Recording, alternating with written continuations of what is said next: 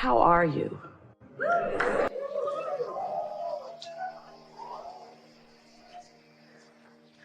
When you're up and down and up and down and up and down, that just means you're that means you're really sloppy in your focus. It means that you're letting whatever's around get your attention. So you're practicing a lot of vibrations.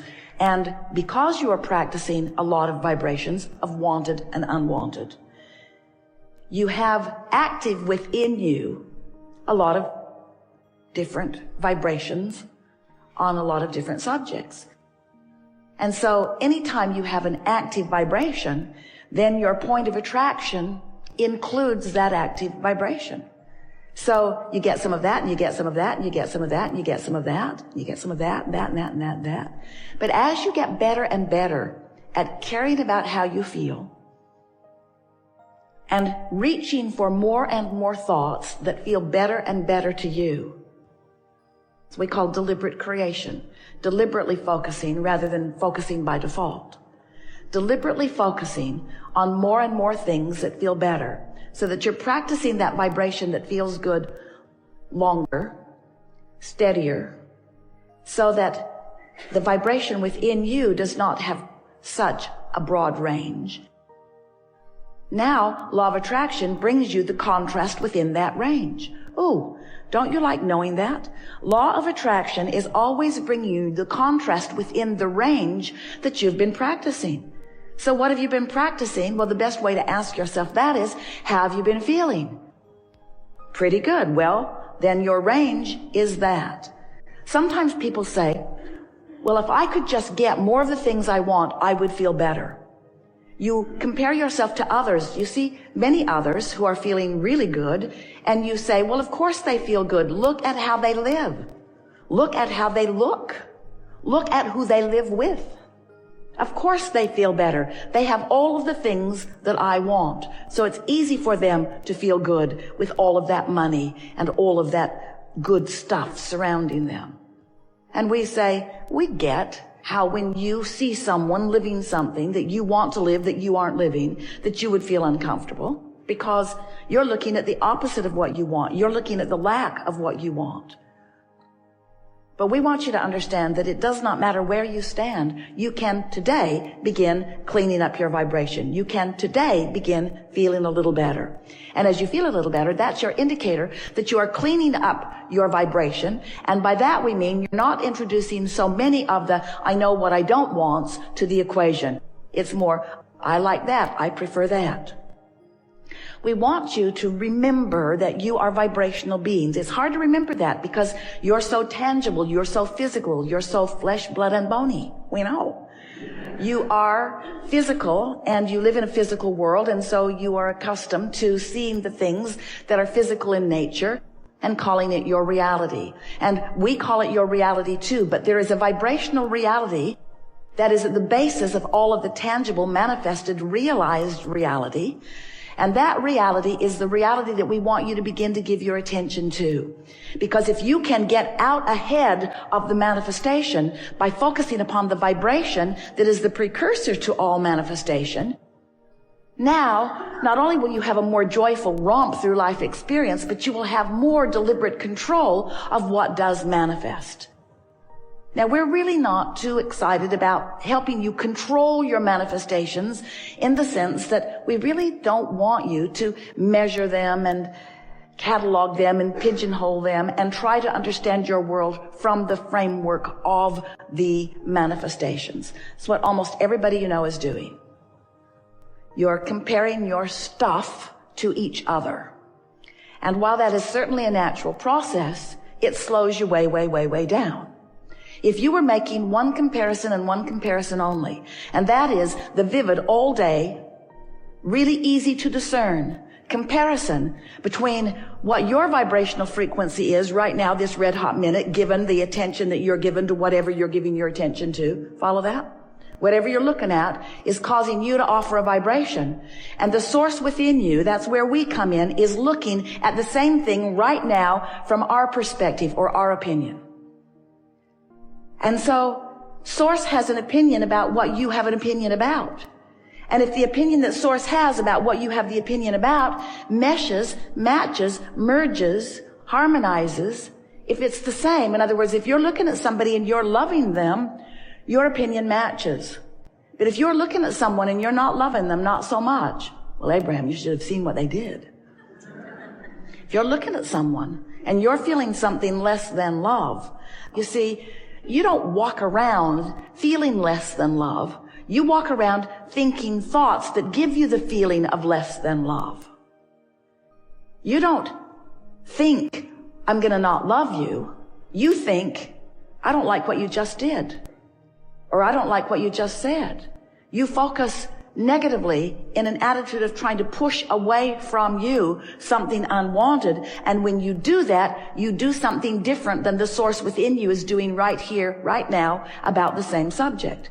And so the feeling of, I don't love you, the feeling of absence of love is the feeling you get when you diverge, when you depart, when you contradict the opinion that the larger part of you holds. Now, how does that settle with you? Does it make you feel funny that there's someone with such an opinion about what you've got going on? We are the product of what you've been synthesizing. We are the sum total of all that you've lived. We stand as the vibrational equivalent of what you've come to. So you cannot separate yourself from us, but you can introduce enough resistance between that which is you and that which is us that you can make yourself feel bad. And then you blame it on everything else. You blame it on that guy. You blame it on that other thing that happened. You blame it on some circumstance or some event.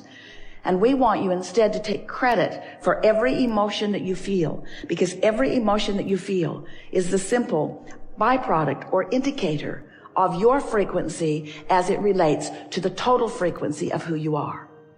So when we are talking about that relationship between you and you, we're talking about the vibrational relationship between you as you stand right now, given the opinion that you hold, and you that has become the vibrational equivalent of that which is us. You that is already living the dreams that you've dreamed. You that is already spending the money that you've gathered. You that is already knowing the things that you want to know. Because you can't ask a question about something that you want to know without sending out the rocket of the knowledge of it. In the moment you ask the question, we know the answer. That's how this powerful law of attraction universe works. And do you know why? In the moment that you pose the question, or live in the problem, that we know the answer or the solution. Do you understand why the solution is instantaneous for us? Because when that rocket goes off and there is no resistance, the solution must be instantaneous. You could do that too if you weren't so hung up on explaining the problem. You get so invested in your problems because most of you view the world in an action-oriented way, and you think that there is someone, it was like your mother and father at first, someone who holds the answers, but you have to get in line. In other words, it's like your mother says to you, do you think you are the center of the universe? I have more important things to think about today than that. But the universe never says that to you. The universe says, when you ask, it is given. And the only question that we want to ask you is, where are you in relationship to the answer that has been given? We like your desire to feel fresh. We like you to feel eager about it. We like you to know that the creation of a button or a castle is equal in this vibrational universe in which we are all living. It's just a matter of focus. So when you get it that you are the focuser of your reality into beingness, and that part of that focus is choice, and part of that choice is contrast or variety. When you come to realize that just like when you are at your food buffet, where no one, not lately anyway, is forcing things onto your plate. No one is making you choose specific things. You're just choosing because life has shown you what you prefer. And so that is the way we see this contrast that you're, started to say engulfed in, but that sounds like it's a little bit oppressive. And sometimes you feel oppressed by the variety. But the better you get at focusing, the less oppressive the variety will feel. Because you can focus your variety into piles of really delightful, sort of delightful, and only delightful. In other words, you do not have to run the gamut of horrible to wonderful. Your choices will clarify the more you focus in the direction of what is wanted. So if you have a broad range of contrast, we haven't talked to you about this before, not in this way. If you have a really broad range of contrast, like things are going really good and then things are going really bad, or you are feeling really wonderful and then you are feeling really awful, your doctors want to call that something that we won't give a label to. Are you appreciating the contrast that helps you to focus your desire into being? That's the most significant question, and we are sad that you lied just now, but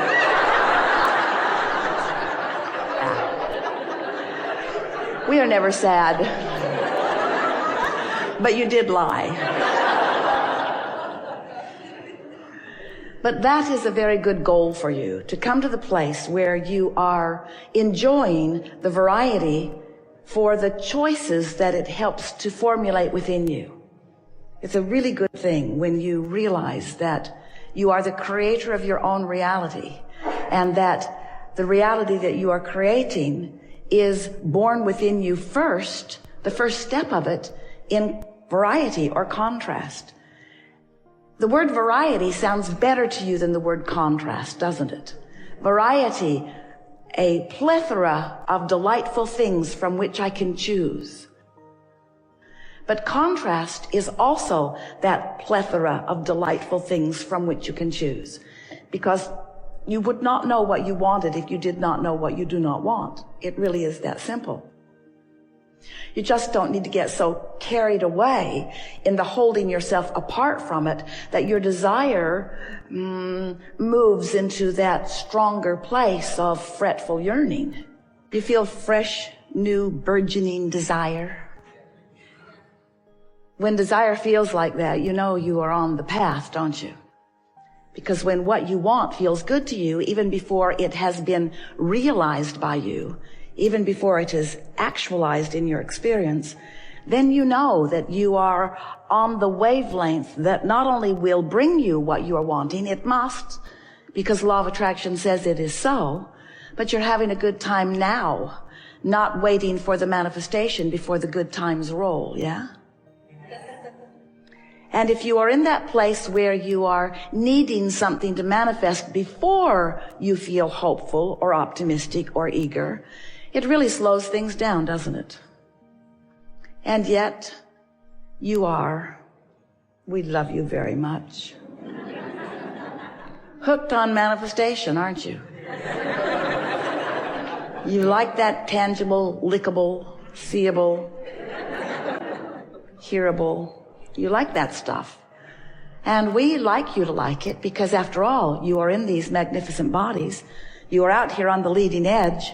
You are bringing all that we all are forward into the newest manifestations.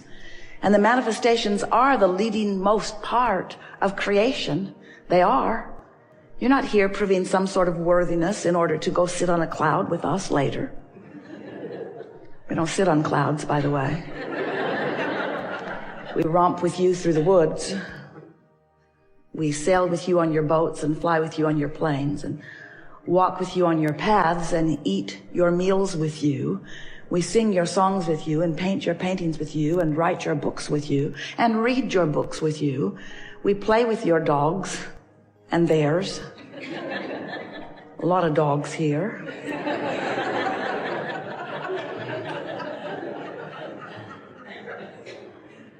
A lot of dogs here.